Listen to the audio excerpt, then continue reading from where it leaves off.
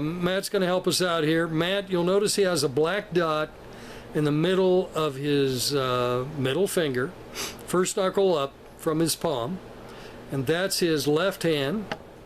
And if we pan over to his right hand, you'll see that he has exactly the same position.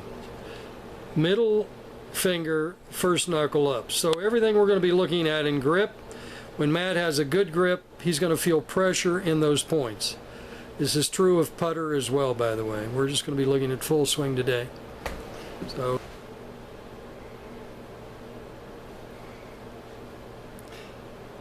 So when Matt starts off here, you can see that he has a bar on his hips, and his hips are very square. He's standing on a right balance vinyl tape that's marked with his core numbers. He's an upper core player, so he's going to take his club now and get his grip. And he's using the pressure points in his middle finger on the left and the right hand. And let's take a look at his hips now. You can see again how square his hips stay.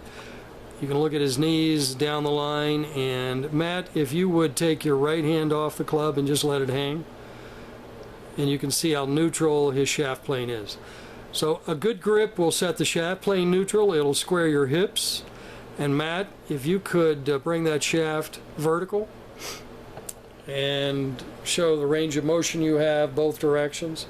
So he's going to rotate back very slowly. You see he has more than 90 degrees in his backswing and through swing, Matt. And you can see when Matt's able to go past facing the camera here. So let's go back down. And now Matt, again, you can see how square his hips are. So let's zoom in on his hips and his hands. Matt, all I want you to do is change the pressure point in only your right hand. Let's get a bad right hand grip on the club.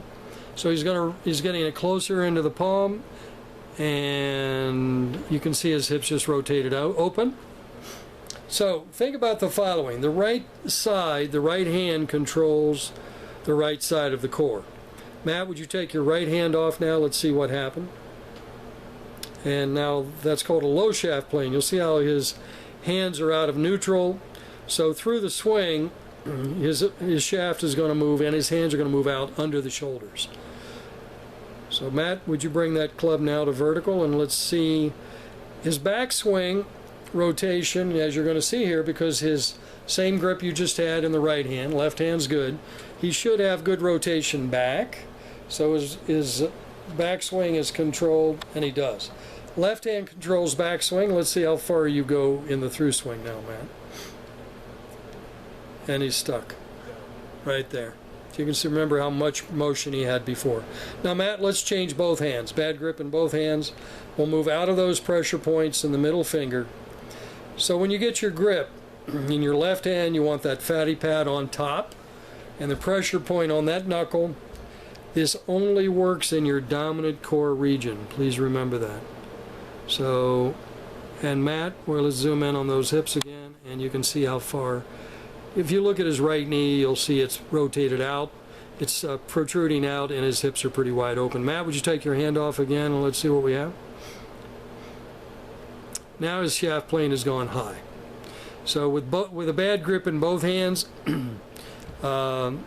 miss here would tend to be thin. Miss in the other position would tend to be fat, more heavy. So let's go back to that good grip, Matt. Oh, I'm sorry, Matt. Let's have you rotate back with a bad grip. See what your back swing rotation is. Range of motion, and he's stuck. So he's going to get stuck on both sides of the swing here. He has tension on the left, tension on the right. Now let's change both while you're up there, Matt. Reset those pressure points and show us how much range of motion you can gain. You'll notice now Matt's hips got very square when he sat down. And again, he has much greater range of motion back. So he's going to have freedom of rotation. He's going to finish his practice or play, and he's going to have much less stress on his core when he does. Good grip, And let's check those hips again, very square. Matt, would you take that right hand off again? So we're back to neutral, everything. So those pressure points, when you're in your dominant core region, you'll be in good shape. Matt, would you step out of balance now? Go to a point that is not in balance. So any open spaces on that measurement tool. So when he's out of balance, let's see what happens to his hips. Now his hips went the other way. Out of balance, his hips are closed. You can see his left knee is now protruding and his hips are rotating back to the right. So here, and Matt, take your right hand off and let's see what we have. A little bit of a close. Is that low or high, Matt? A little low. A little bit of a low shaft plane here then, as we look at it. Not much, is it? No. But he's going to get stuck coming through. He's going to feel his hands work. In the downswing, his hips will stop. And he's going to have some low back stress and strain when he comes off the golf course. I already feel it in my lower back. Feel it in the lower back already. Okay. All right, Matt. Thank you.